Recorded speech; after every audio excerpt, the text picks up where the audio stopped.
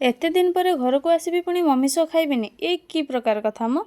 तो हाय सांग माने मु पिंकू मु बालेश्वर रहे किंतु मु आज आम घरे अच्छी आज भिडियो स्टार्ट होची मम्मी हांडी शालू। तो सकाल सकाल मुझे चकुली सहित मटर तरकारी कर देइथिली।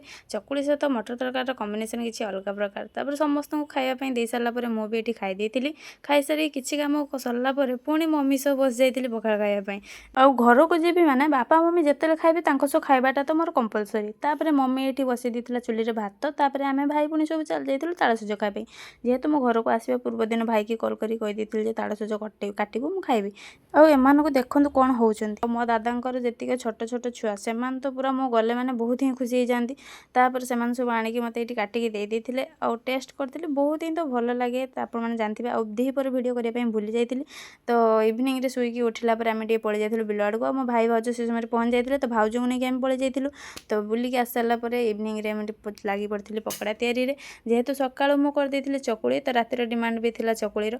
तो फास्ट आमे पकोड़ा समस्ते खाई देइथिलु। खाई सारला पर मो भाई जाइथिला रुसी करिया पई चिकन चिकन आसीयो माने से रुसी करिवाटा कंपलसरी। तापर समस्ते चकुली आ चिकन खाई देइथिले मो किंतु मुढ़ी आ चिकन खाइथिले। तापर आमे एते सारा खाइ अपनी हजम करिबु कि नै सेति पई आमे रातिर खळारे बसिकी टिके लूडो खेल देइथिलु। गरम दिन रे को मानको खळारे बसिया पई भल लागे रातिर कमेंट रे कहबे। रहिली जय जगन्नाथ।